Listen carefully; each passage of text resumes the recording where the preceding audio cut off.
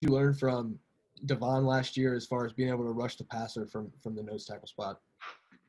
Yeah, so from Devon, it was really big help, him and BB, just showing me like how it's done really, giving me the tips and pointers on like how to rush from the one technique and then also from three technique as well. And then Coach Jay as well, just showing me how to use my hands and be able to use moves on the guard and center. Next up, Bill Landis from The Athletic with Nathan Baird on deck. Bill? Hey, Tommy, just following up on that, how hard is it to kind of balance, I guess, the desire to want to get upfield and get after the quarterback with making sure you're holding your gap and you're not sort of over pursuing? Yeah, so Coach Jay always teaches us your get off should always look the same in pass and run. So your get off will always be the same because that's the way it should be. So your get off shouldn't be different from the run and from the pass. So I think that's kind of my answer to that. Next up, Nathan Baird with Cleveland.com and Brendan Gulick on deck. Nathan? Hey, Tommy, we've heard for a while, at least the scuttlebutt last year was that you were the strongest guy on the team. Do you feel like a challenge to kind of keep that crown, and are guys coming after you to try to take it? I don't really chase that, but like chasing to that title, really, it's just one they gave to me, I guess. But no, I'm not really concerned about that title at all. I just been working on the field, trying to better myself on playing and stuff.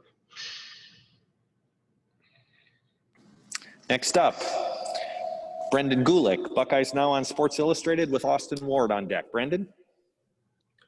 Hey, Tommy, I'm interested, the guys that you see on the other side of the line of scrimmage in practice every day, is there any one of them in particular that has made you better, and what are those challenges that you've been really working on that maybe they've exposed parts of your game you're trying to improve?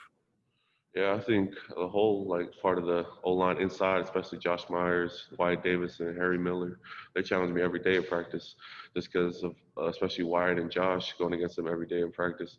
Those are two of the best O-line I'll probably see this whole year, to see them every day in practice. And just going against them really help. I got to keep my pad level low, especially with those two because they're so big and everything. Got to be able to lock out on them as well. Next up, Austin Ward with Letterman Row and Dan Hope on deck. Austin? Tommy, you talked about learning, from Devon and Beebe and those guys, and obviously they got a bunch of snaps as veterans ahead of you last year. What is sort of your expectation for how much heavier the workload will be for you? How many snaps are you expecting to play now that you're sort of stepping to the forefront as that leader?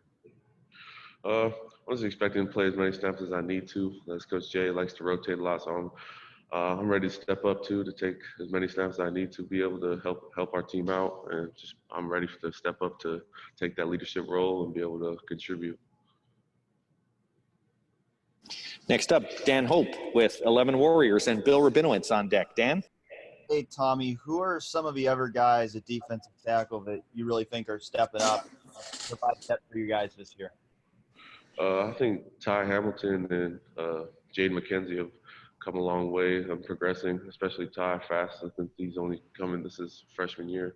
And I think Jaden has stepped up in a big way too, with his hands and his lockout, and just his attitude has changed, I think, going into this year. And then Ty, he's come a long way with the plays and everything, and he's starting to get into it. Thanks, Tommy. Next up, Bill Rabinowitz with the Columbus Dispatch and Tony Girdman on deck. Bill? Hi, Tommy. You guys obviously lost some key players. Chase Young is obviously generational talent. How confident are you guys as a unit that you are going to play at the standard Ohio State's used to on the defensive line? Yeah, I'm really excited for this year to see how we, as our collective unit, to step up and take this challenge of seeing how the guys we've lost. But every year Coach Jay always says, raise the bar, raise the standard. So we're gonna get after this year and try to raise the bar even more. Thank you. And last two questioners for Tommy today will be Tommy Urban from Buckeye School and Tim May on deck. Tommy? Tommy, you mentioned Wyatt and Josh. Can you give us an update on Harry Miller? Not sure how much you get to go against him there, but he's got a ton of expectations, and just wondering what your thoughts have been going against him. Yeah, no, Harry's been really good so far. I mean, especially challenging me too as well. And I know we make each other better going against each other in practice. And I think he's gone a long way since his freshman year to this year. He's gone a lot better. And final questions for Tommy Togiai come from Tim May with the Tim May podcast and Letterman Row. Tim? Thank you very much, Jerry.